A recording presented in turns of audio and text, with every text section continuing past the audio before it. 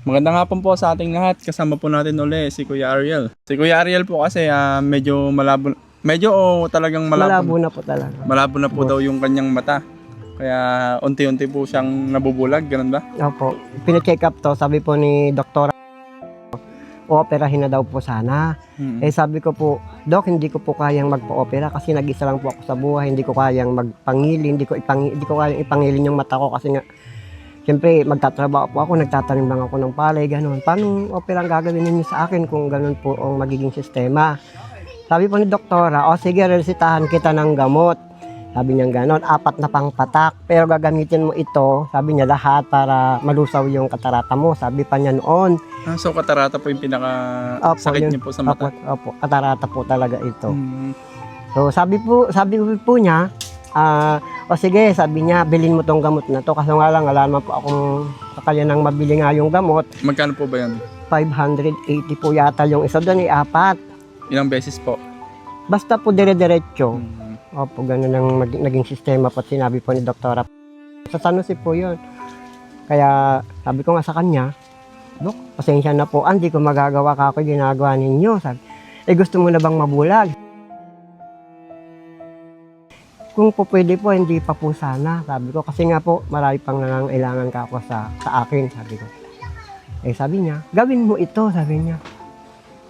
Panahon po ng politika noon, hindi naman nagawan ng paraan para mabigyan nga ako ng pambili sana. So ayan, medyo ngayon, lumabo na po talaga ng gusto yung isa. Wala na pong makita itong isa, pero itong isa lumalabo na rin.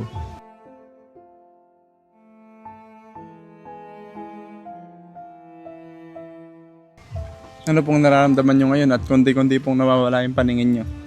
Nakakalungkot po siyempre kasi nga unang-una nga po, yun nga, dami po nangangailangan sana ng tulong ko kasi nga, sabi ko nga po nung unang interview ko, ang katawan ko ay nakalaan para po sa samahang damayan namin. Ako lang po talaga ang nagpapatakbo sana noon. Ngayon, kung bibigay po ng husto kakoy mata ko, mawawala na po ako sa damayan. Kumbaga, napakarami pong taong nangangailangan pero yun nga, kung magala akong magagawa, kung talagang wala na pong paningin yung mata ko. Tapos mag-isa nyo pa po dito sa bahay yung natutumba na, no? Opo. Medyo natutumba na po kasi Ayan po to, opo, bossing, ganyan po talaga yung bahay.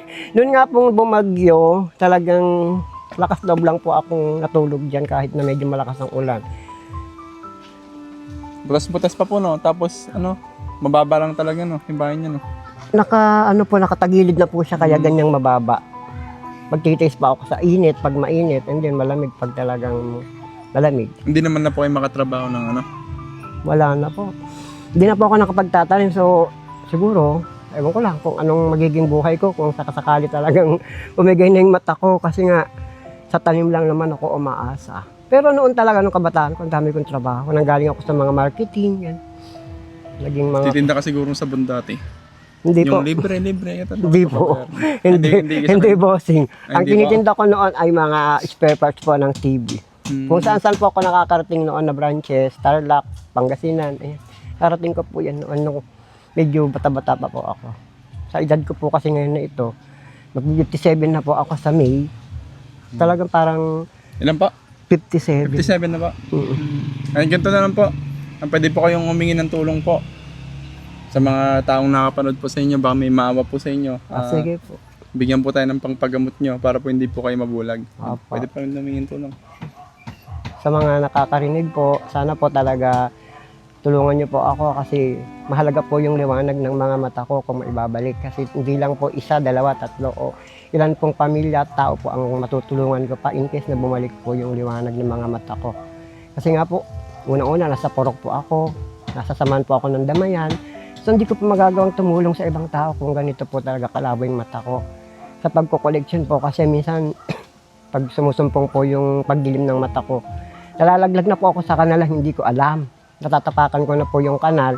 Siyempre, baka po magkamali pa po ako, mabangag pa yung ulo ko dun sa pader. Lalo na po akong kaya sana po sa mga nakakarinig po sana nitong interview na to, kung saan man po talaga makarating to, tulungan niyo po ako para po sa pagbalik ng liwanag ng aking mga mata. mata lang po talaga. Ito po, may pinabibigay po pala yung sponsor po. Nakita po yung video natin. Apo. Kasi nagpaabot po. Malay po natin, sa susunod po, mabigyan po kayo ulit para po sa mata nyo. Apo. Sa tingin nyo po ba, Kuya Ariel, malaki po ba yung mga gastos sa mata nyo? Hindi ko po masasabi kasi nga po yung gamot, 580 po yata ang isa nun or higit pa yata. Hindi ko po kasi na... Gamot lang siya. Noon po kasi, bossing, kailangan gamot, sabi niya. Pero, ewan ko lang kung kailangan natong kayo din or... Alam ko may may libre sa mga mata sa Kabanatuan. Libre, di ba? Meron po ata, pero siyempre, after mo sigurong maoperahan, ganon. O kaya, Ay, may opera yan? Okay, 3 months. oo. Libre yan? Kaya lang, Hindi, yung, magpa-opera po kayo. yung mga gamot nga, bossing. Anong gagawin ko sa mga gamot? Ayan Tsaka, po, sa po, may libre po kasing dito sa Kabanatuan ng alam ko. Pagpapa-opera ng mga pugita, yung sa mata, ganon. Apo. Basta sa mata may libre doon Ang gagawin nyo lang po, pumunta po kayo doon, kuya. Try po namin kayong tulungan. Apo, sige po. Apo. Kung ma-operan ka po, ipachat mo doon sa amin na na-operan ka na, tapos babalikan ka namin Sige. kung ano may tutulong namin. Apo. Hindi po natutulog ng Diyos, baka matulungan po tayo, no? Apo. Pangsamantala po siguro kung halimbawa, titingnan ko po muna yung patak. Patak na. Yung gamot na Ay mo? niya. Po. Hindi po, basta po yung pampatak na binigay po ni Dr. Pacheco baka sakaling madusaw pa po ito. Sige po, try nyo po, Apo. no? Kasi kung halimbawa operahan niyo ako, hindi na ako makakapangilin. Paano gagawin ko sa buhay ko? Di ba bawal naman talagang maggagalaw pag talagang naoperaan ka. Oo. Bawal. Bawal pa manginan yun. Oo nga, bawal po lahat. Mm. Apoy, hangin, malikabok, o di Tubig. para na akong wala na akong silbing tao pag gano'n. Kaya kung halimbawa po may makatatanggap po akong tulong at may mga kusang loob na tutulong, susubukan ko po muna dun sa pangpatak para Sige. po makakilos pa po ako ng normal. Yan na lang po. Apo. Maraming salamat po. Thank you Apo. po sa nagbigay po ng tulong para kay Kuya Ariel. God bless you po. Maraming salamat po. At sa mga God gusto pa bless. pong tumulong kasi nakita naman po natin yung kalagayan ni Kuya Ariel dito. Talagang kawawa po siya. Nag-iisa po sa buhay. Ang gusto niya lang po, lumiwanag uli yung mata niya para po mas marami po siyang matulungan na talagang mga mahirap din mo tao. Opo, katulad ko rin Thank po you. mahirap. Thank you din Thank you po. po. God More bless you power all. and God bless.